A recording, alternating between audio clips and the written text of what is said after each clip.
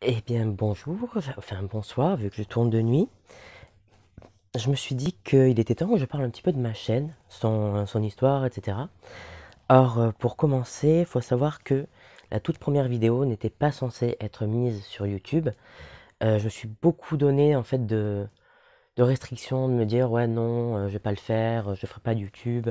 Alors que pourtant j'en avais super envie. Je me trouvais énormément d'excuses pour ne pas le faire, matériel, etc. Or, en fait, il suffit d'un téléphone portable et de l'espace, d'avoir un trépied comme celui que j'ai maintenant, qui me fait de la lumière dans les lunettes et qui me fait mal à la tête, d'avoir un micro-cravate, et on peut faire quand même du bon travail. Alors, il faut savoir que tout est fait en une seule prise. Il peut me falloir des heures pour arriver à avoir ouais, des heures de prise, de supprimer, enfin voilà, des heures pour arriver à faire une vidéo de 2 minutes des fois. Enfin bref, donc voilà, la première vidéo n'était pas censée sortir sur YouTube, ça devait être juste une blague sur Facebook. Ça a été fait, elle a fait des vues et je me suis dit, ben, continuons. Et du coup, petit à petit, voilà, le matériel est arrivé. Mes thèmes et pourquoi. J'ai axé sur l'humour et l'autodérision et la vulgarisation paranormale parce que l'humour, ça fait de mal à personne. L'autodérision, c'est bon à prendre, hein. Et pour le paranormal, enfin la vulgarisation paranormale, pourquoi? Parce que tout simplement, j'ai jamais rien trouvé sur YouTube qui soit concret, expliqué ou qui soit un petit peu plus terre à terre.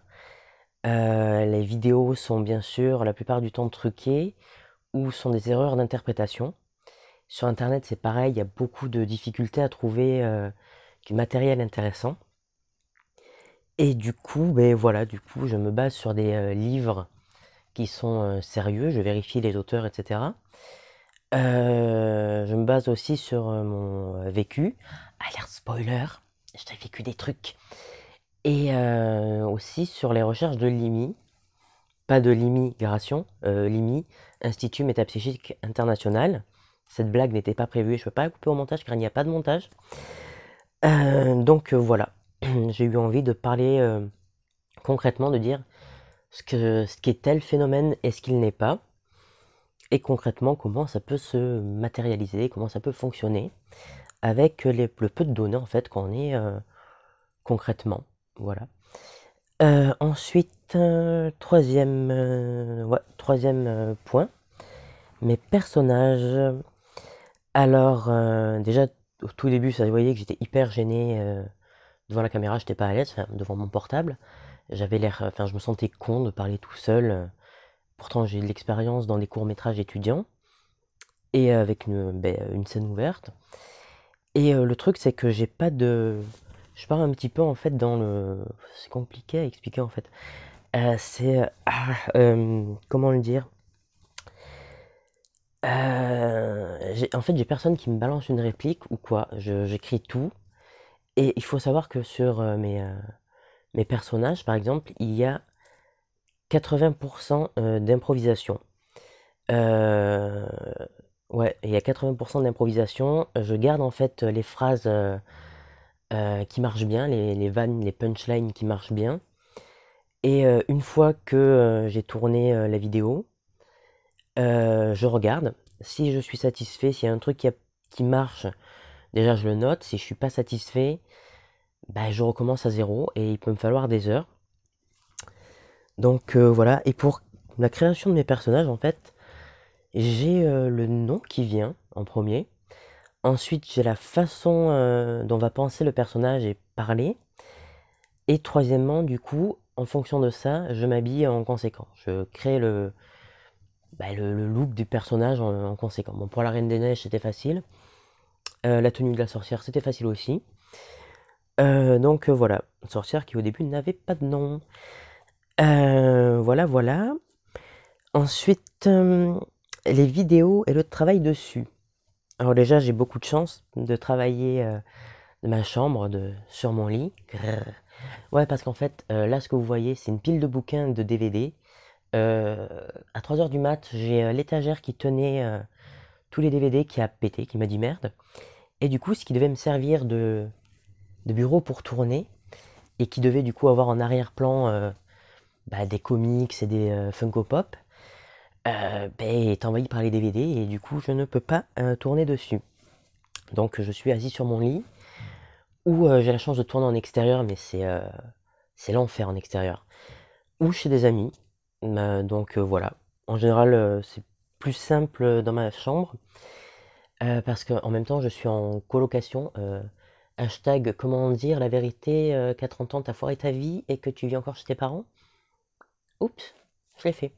Donc voilà. Donc pareil pour les vidéos, du coup, on revient dessus.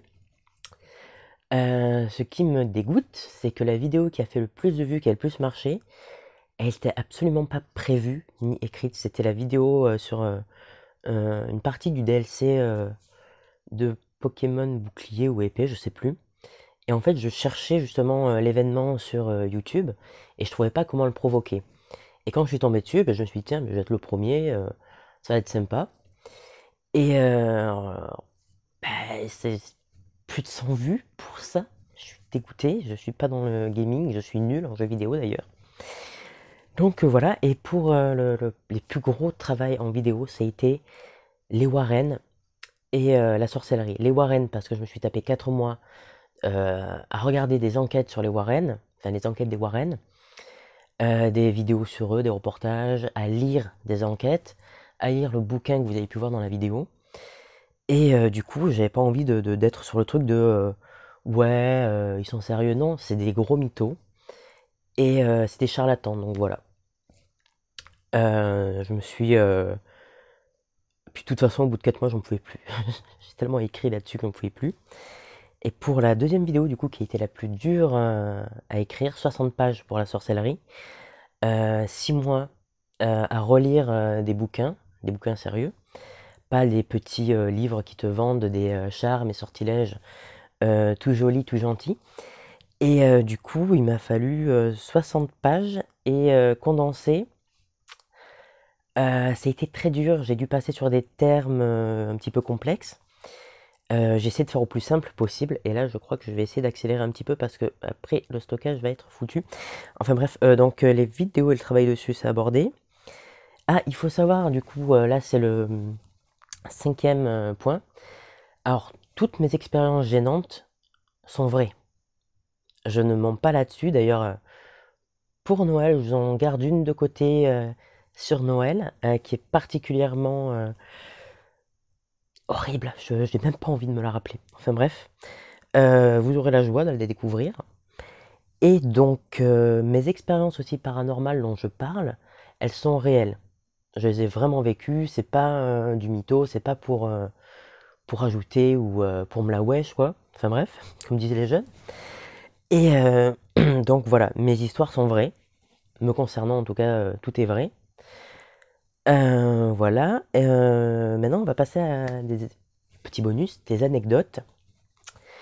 La vidéo sur la nécromancie devait être pas humoristique, mais en fait, je me sentais tellement mal à l'aise de tourner, d'expliquer euh, en fonction de la position des entrailles, etc. Parce que j'ai lu énormément de trucs. Ça me dégoûtait, j'étais pas à l'aise et je me suis dit non. Et je pars toujours du truc de tu es pas à l'aise avec un sujet, ne le fais pas. Tu as pas envie de faire de vidéo, tu sens pas de faire une vidéo, ne la fais pas. Faire une vidéo pour faire une vidéo, c'est pas moi. Donc je me suis dit, ben, on va essayer autre chose, parce qu'en plus j'ai pas envie que les gens s'amusent à éventrer des animaux pour essayer de voir, ce qui aurait été vraiment glauque. Et du coup j'ai tourné un petit peu à l'humour, voilà. Ça s'est fait au dernier moment et en 6 prises. Pour la vidéo sur la télépathie, alors techniquement il y a très peu de données. C'était très compliqué, elle aurait même pas duré 1 minute. Alors du coup, j'ai décidé d'en faire aussi un petit sketch où j'ai disséminé un petit peu le phénomène de la télépathie petit à petit, ce que c'est concrètement, et du point de vue réel, en me servant du professeur Xavier. Voilà. Les tournages à l'extérieur, c'est l'horreur. Les gens te font chier. J'étais sous 35 degrés en plein été pour le tournage d'un Walking Covid. Non, Walking Corona. Et j'avais une veste en jean et une perruque dégueulasse. Et j'étais en train de me filmer, de jouer la vidéo. Et du coup, j'ai un gros couteau, mais qui coupe pas. C'est voilà. Donc j'ai un jogger qui a décidé de me faire chier, de menacer d'appeler les flics. Et j'étais là avec le couteau en train de montrer, mais regardez, ça coupe pas, ça coupe pas. J'avais la peau rouge tellement que j'appuyais. En plus, j'étais en train de crever de chaud. Donc voilà, il y a certains trucs, c'est ouais non, je peux plus. Sous 35 degrés, non, c'est mort. Et autre anecdote de tournage, en réalité, il y en aurait tellement. Ça serait pour une vidéo, mais je garde pas les prises parce que je peux pas faire de montage, donc voilà, je vais arrêter la vidéo là. Donc juste likez, abonnez-vous, pensez que j'ai pas de budget, je suis pas rémunéré par YouTube ni par rien, donc je fais tout par mes propres moyens. Donc si vous aimez ce que je fais, partagez, abonnez-vous, comme ça me fera un très beau cadeau de Noël. Euh, mais vraiment, si vous aimez, hein, si vous n'aimez pas le travail, non. Aussi, sur les vidéos sur le paranormal, j'aimerais bien que vous commentiez en me disant vos théories ou pourquoi pas partager une expérience et éventuellement me proposer un thème parce que c'est un domaine tellement vague que je sais pas, franchement, je pars dans une direction, je pars dans une autre et je m'y perds. Donc voilà, donnez-moi de temps en temps un petit thème dans le paranormal et je verrai pour en faire une vidéo. Donc voilà, bon, on arrête là la vidéo. Likez, commentez, abonnez-vous et on se retrouve bientôt pour la vidéo qui sera sur une histoire gênante pour Noël. Allez, à bientôt.